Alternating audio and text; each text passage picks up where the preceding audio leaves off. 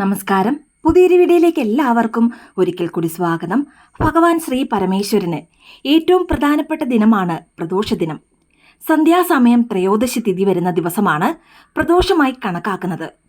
മാസത്തിൽ 2 പ്രദോഷം വരുന്നു, കറുത്ത പക്ഷത്തിലേതും വെളുത്ത പക്ഷത്തിലേതും. മഹാദേവനെ ഉപാസിക്കുന്നവർ ഈ 2 പ്രദോഷവും അനുഷ്ഠിക്കാറുണ്ട്. ആദ്യം വരുന്ന കറുത്ത പക്ഷ പ്രദോഷമാണ് പ്രധാനം.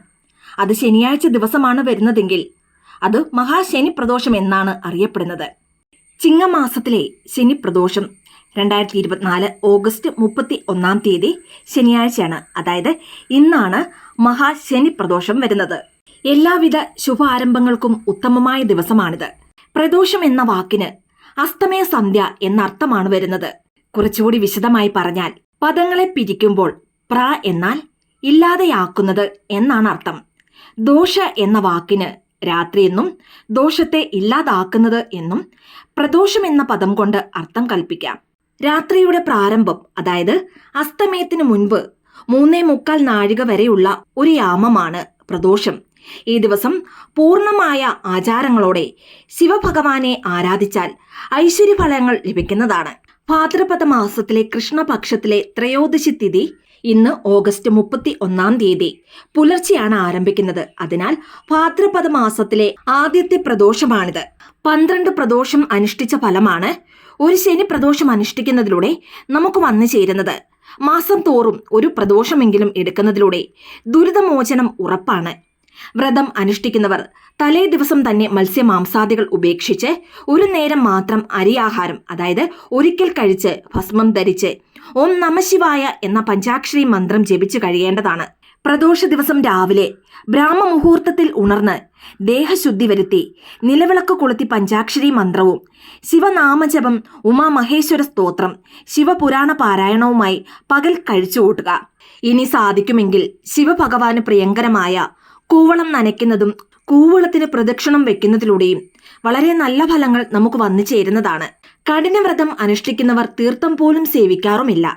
പിറ്റേ ദിവസം രാവിലെ കുളിച്ച് ശുദ്ധമായ ശേഷം തീർത്ഥം സേവിച്ച് വ്രതം അവസാനിപ്പിക്കാവുന്നതാണ്.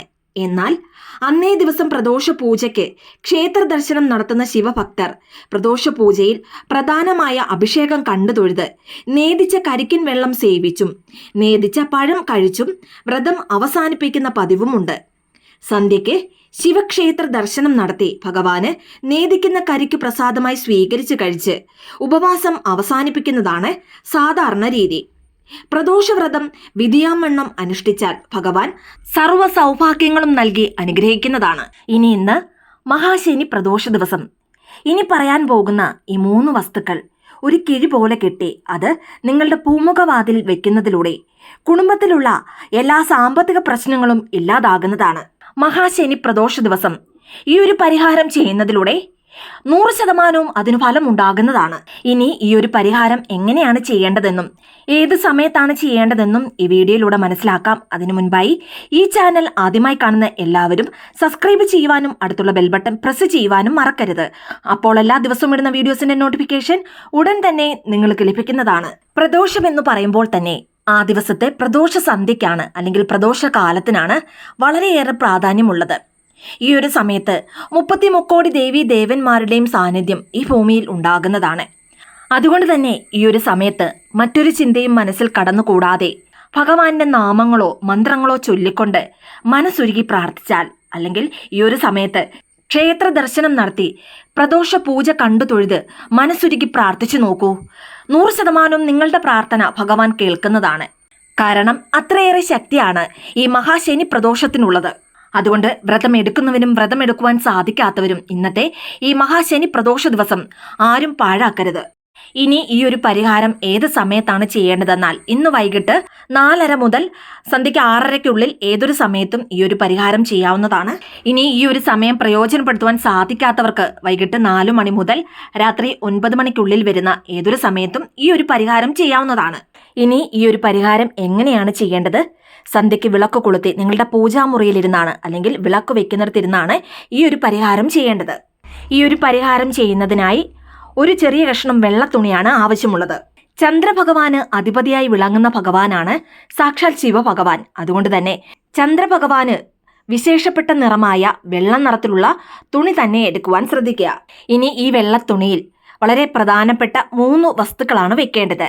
എടുത്തു വെച്ചിരിക്കുന്ന വെള്ള തുണിയിൽ ആദ്യം വെക്കേണ്ടത് ലക്ഷ്മി ദേവിയുടെ സാന്നിധ്യം നിറഞ്ഞ വെറ്റിലയാണ്. മാത്രമല്ല ദൈവീക കാര്യങ്ങൾക്ക് പ്രയോജനപ്പെടുത്തുന്ന വളരെ പ്രധാനപ്പെട്ട വസ്തുവാണ് വെറ്റില. ഏത് ഈശ്വരനെ പ്രാർത്ഥിക്കുമ്പോഴും വെറ്റില സമർപ്പിച്ച് പ്രാർത്ഥിച്ചു നോക്കൂ. തീർച്ചയായും ആ ഈശ്വരൻ നമുക്ക് വശ്യപ്പെടുന്നതാണ്. കാരണം അത്രയേറെ വശ്യശക്തിയും കൂടുതലുള്ള വസ്തുവാണ് വെറ്റില. ഇനി വെറ്റില എടുക്കുമ്പോൾ വാടിയതും കേടാകാത്തതുമായ ഫ്രഷായ വെറ്റില നോക്കി തന്നെ എടുക്കുക. ഒരുപാട് വെറ്റിലയുടെ ആവശ്യമില്ല, ഒരേയൊരു വെറ്റില മാത്രം മതിയാകും. ഇനി രണ്ടാമതായി എടുക്കേണ്ട വസ്തു ഏതാണെന്നാൽ ശിവഭഗവാൻ എന്ന് പറയുമ്പോൾ തന്നെ നമ്മുടെ മനസ്സിലേക്ക് ആദ്യം ഓടിയെത്തുന്നത് കൂവളമാണ്. ഭഗവാന് ഏറെ വിശേഷപ്പെട്ട കൂവളത്തിലയാണ് രണ്ടാമതായി എടുക്കേണ്ടത്. ഇനി കൂവളത്തില എടുക്കുമ്പോൾ ഒരേ ഒരു ഇല മാത്രം എടുത്താൽ മതിയാകും. ഇനി മൂന്നാമതായി വെള്ള നിറത്തിലുള്ള ഒരു പൂവാണ് ആവശ്യമുള്ളത്. മുല്ലപ്പൂ ഉണ്ടെങ്കിൽ മുല്ലപ്പൂ എടുക്കുന്നതാണ് ഏറ്റവും നല്ലത്. ഇനി അതല്ലെങ്കിൽ നിങ്ങളുടെ വീട്ടിലുള്ള വെള്ള നിറത്തിലുള്ള ഏത് പൂവും എടുക്കാവുന്നതാണ്. ഇനി നിങ്ങളുടെ വീട്ടിൽ വെള്ള നിറത്തിലുള്ള പൂക്കൾ ഇല്ല എങ്കിൽ ചന്ദ്രഭഗവാന് വിശേഷപ്പെട്ട വെള്ള നിറത്തിലുള്ള ഏത് ധാന്യവും എടുക്കാവുന്നതാണ്. ഉദാഹരണത്തിന് 1 സ്പൂൺ പച്ചരി എടുക്കാവുന്നതാണ്. പച്ചരി എന്നാൽ അത് ചന്ദ്രഭഗവാന് ഏറെ വിശേഷപ്പെട്ട ധാന്യമാണ്. മാത്രമല്ല എല്ലാവരുടെയും വീടുകളിലും പച്ചരി ഉണ്ടാകും. അതുകൊണ്ട് തന്നെ വെള്ളപ്പൂ ഇല്ലാത്തവർ അതിനു പകരമായി 1 സ്പൂൺ പച്ചരി എടുത്താലും മതിയാകും. വെള്ള തുണിയിലേക്ക് ഒരു വെറ്റില, ഒരു കൂവളത്തില, അതുപോലെ തന്നെ ഒരു വെള്ള പുഷ്പം അല്ലെങ്കിൽ 1 സ്പൂൺ പച്ചരി, ഈ 3 വസ്തുക്കളും വെച്ച് ഇതൊരു കിഴി പോലെ കെട്ടുക. ഇങ്ങനെ കെട്ടിയ ഈ കിഴി ഒരു ചെറിയ തട്ടത്തിൽ വെച്ച് ഭഗവാന്റെ ഫോട്ടോയ്ക്ക് മുൻപാകെയോ അല്ലെങ്കിൽ വിഗ്രഹത്തിനു മുൻപിലോ വെക്കുക. അതിനുശേഷം ഇനി പറയാൻ പോകുന്ന ഭഗവാന്റെ അതിസൂക്ഷ്മമായ മന്ത്രം ചൊല്ലുക. ഓം നമോ ഭഗവതേ രുദ്രേ. ഈ അതിസൂക്ഷ്മ മന്ത്രം 108 തവണ ചൊല്ലി പൂക്കളാലോ അല്ലെങ്കിൽ കൂവളത്തില കൊണ്ടോ അർച്ചന ചെയ്യാവുന്നതാണ്. ഇനി അർച്ചന ചെയ്യുമ്പോൾ ഈ ഒരു കിഴിക്കാണ് അർച്ചന ചെയ്യേണ്ടത്. ഈ ഒരു മന്ത്രം ചൊല്ലി നിങ്ങൾ എന്തു പ്രാർത്ഥിച്ചാലും അത് അതുപോലെ തന്നെ നടക്കുന്നതാണ്.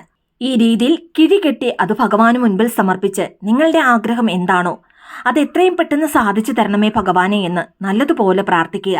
108 തവണ ഈ മന്ത്രം ചൊല്ലി പൂർത്തിയാക്കിയതിനു ശേഷവും നിങ്ങളുടെ ആഗ്രഹം ഒരു തവണ കൂടി ഭഗവാനോട് പ്രാർത്ഥിക്കേണ്ടതാണ്. അതിനുശേഷം കർപ്പൂര ആരതി നൽകുക. കർപ്പൂര ആരതി ഭഗവാന് നൽകുന്നതിനോടൊപ്പം തന്നെ ഈ ഒരു കിഴിക്കും ആരതി നൽകേണ്ടതാണ്.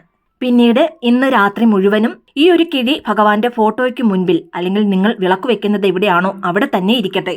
പിറ്റേ ദിവസം അതായത് ഞായറാഴ്ച രാവിലെ കുളിച്ച് ശുദ്ധിയോടുകൂടി ഈ കിഴിയെടുത്ത് നിങ്ങളുടെ വീടിന്റെ പൂമുഖവാതിലിൽ കെട്ടിവെക്കാവുന്നതാണ്.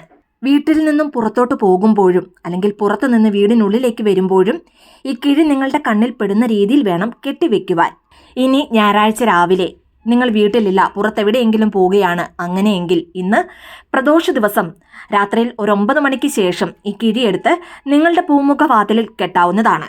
ഇന്ന് മഹാശനി പ്രദോഷ ദിവസം ഈ ഒരു പരിഹാരം ചെയ്യുന്നതിലൂടെ ഈശ്വര ചൈതന്യം അതായത് ശിവചൈതന്യം നിങ്ങളുടെ വീട്ടിൽ നിറയുന്നതാണ്.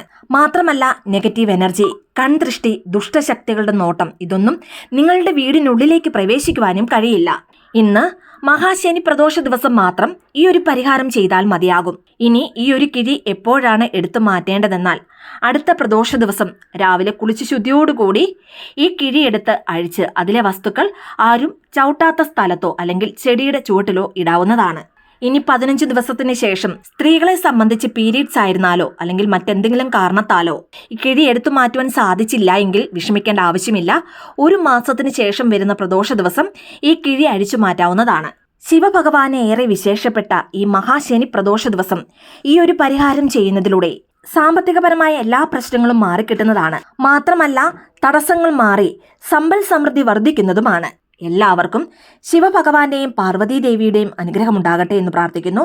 വീഡിയോ ഇഷ്ടമായി ലൈക്ക് ചെയ്യാനും മറ്റുള്ളവരിലേക്ക് ഈ വീഡിയോ ഷെയർ ചെയ്ത് കൊടുക്കുവാനും മറക്കരുത്. ഇതുപോലെയുള്ള വീഡിയോസിനായിട്ട് ചാനൽ ഒന്ന് സബ്സ്ക്രൈബ് ചെയ്യുവാനും മറന്നു പോകരുത്. വീണ്ടും നല്ലൊരു വീഡിയോ ആയിട്ട് വരുന്നിടം വരെ നന്ദി, നമസ്കാരം.